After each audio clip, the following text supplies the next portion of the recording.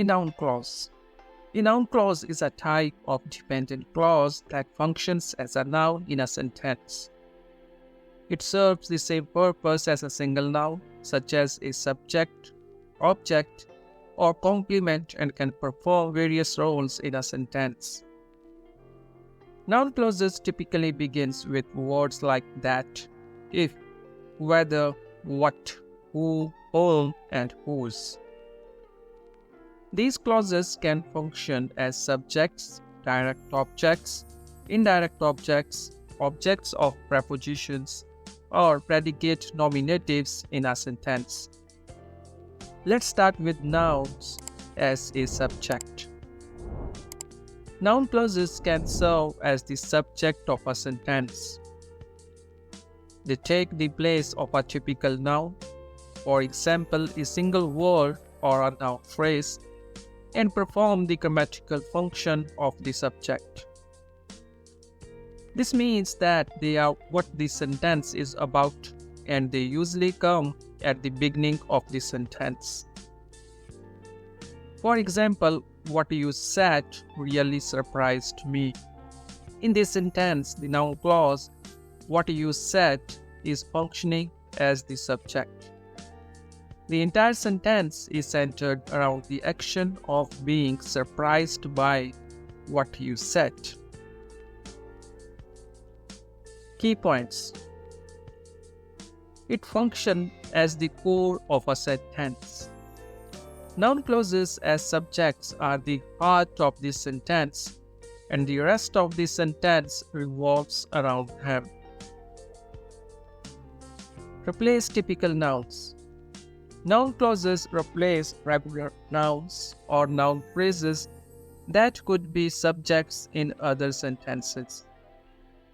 In this case, what you said replaces a potential noun like the news or your statement. Position in the sentence. Noun clauses often appear at the beginning of a sentence to clearly establish the subject. Additional examples. Where the treasure is hidden remains a mystery. In this, the noun clause is where the treasure is hidden is the subject. In this sentence, the noun clause serves as the subject and introduces the idea that the location of the treasure remains unknown. Why he decided to quit his job puzzled everyone. Here, the noun clause, why he decided to quit his job, is the subject. Here, the noun clause acts as the subject, and the sentence conveys that the reason for his decision to leave his job puzzled everyone. What you do with your free time reflects your priorities. Noun clause, what you do with your free time, is the subject.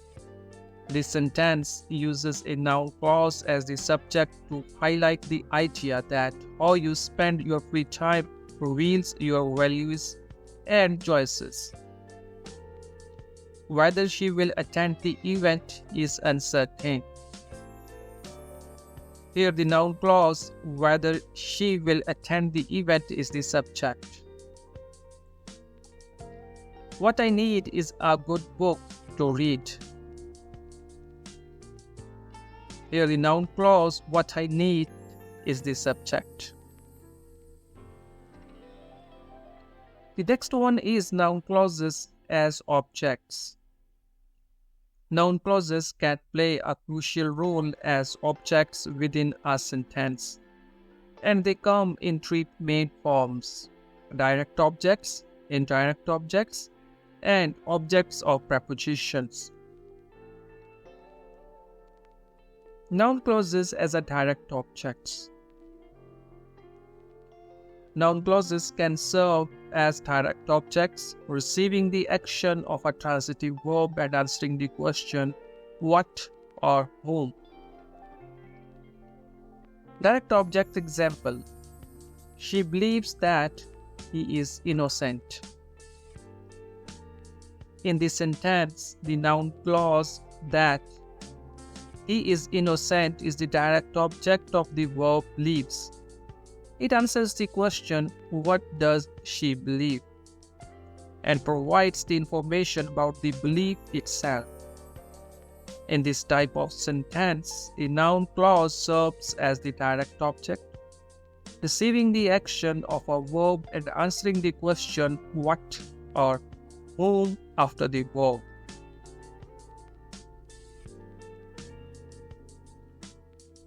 They consider whether the project will be successful.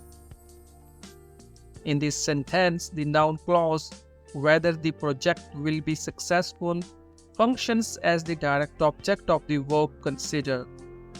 It answers the question what do they consider and provides the specific content of their consideration, which is the success of the project.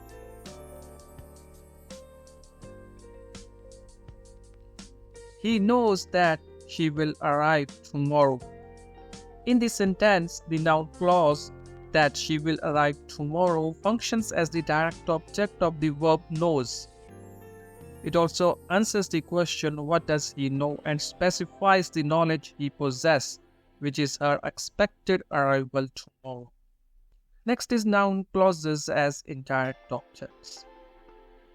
Noun clauses can also function as indirect objects, indicating the recipient or beneficiary of an action and answering the question to whom or for whom. Indirect object example: I gave whoever needed help some assistance. In this sentence, the noun clause whoever needed help is the indirect object of the verb gave. It answers the question to whom did I give assistance, and points out the recipient of the assistance. He explained why the plan was essential to us. The noun clause why the plan was essential serves as the indirect object of the verb explained. It answers the question to whom did he explain the importance of the plan and specifies the audience or recipients of the explanation, which is us.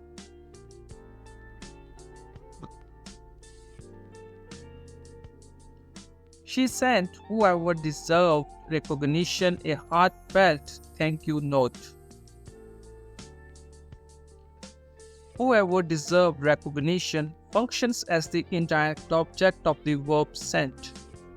It answers the question to whom did she send a heartfelt thank you note and specifies the recipients of the note, those who deserve recognition.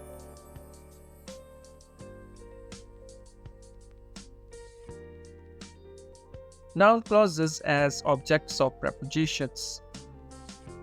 Noun clauses can also function as objects of prepositions, and they help provide further information about the relationships between different elements in a sentence. Object of preposition example: she is unsure about what you are talking about. What you are talking about serves as the object of the preposition about. It adds details to the prepositional phrase, clarifying what she is unsure about. The noun clause specifies the content of the uncertainty, completing the meaning of the prepositional phrase about what.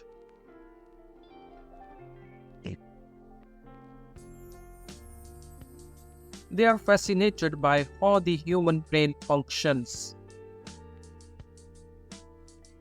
How the human brain functions is the object of the preposition by.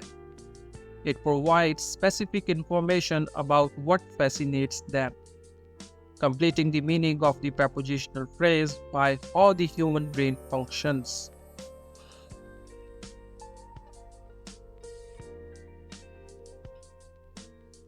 He is concerned with where he should invest his money.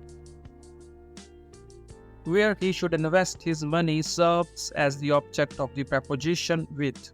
It offers additional context about what he is concerned with, completing the meaning of the prepositional phrase with where he should invest his money.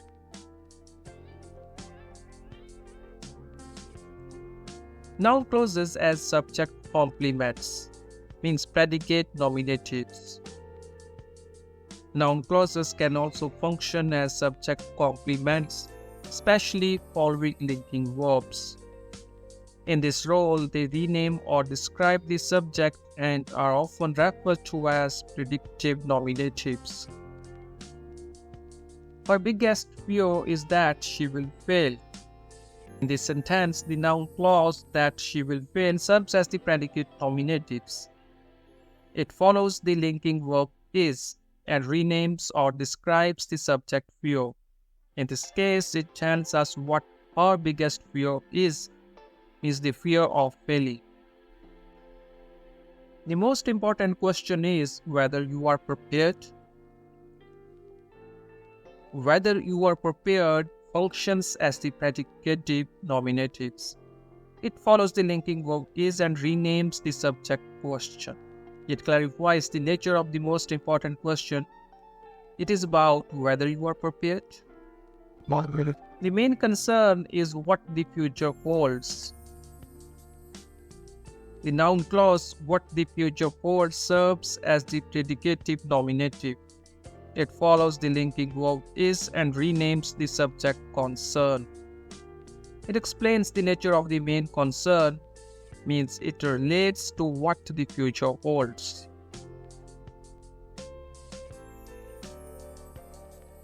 Noun clauses in apposition.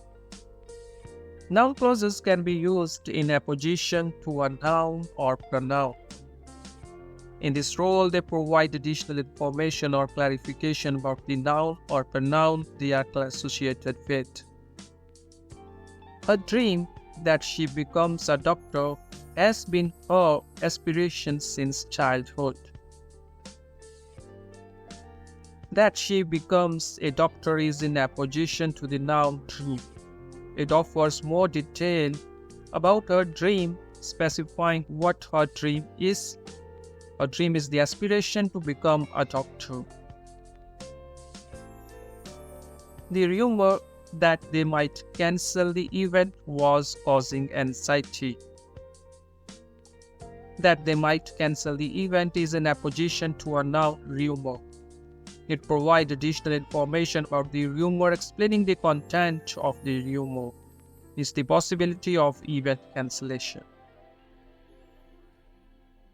His hope that he will be selected for the team keeps him training rigorously.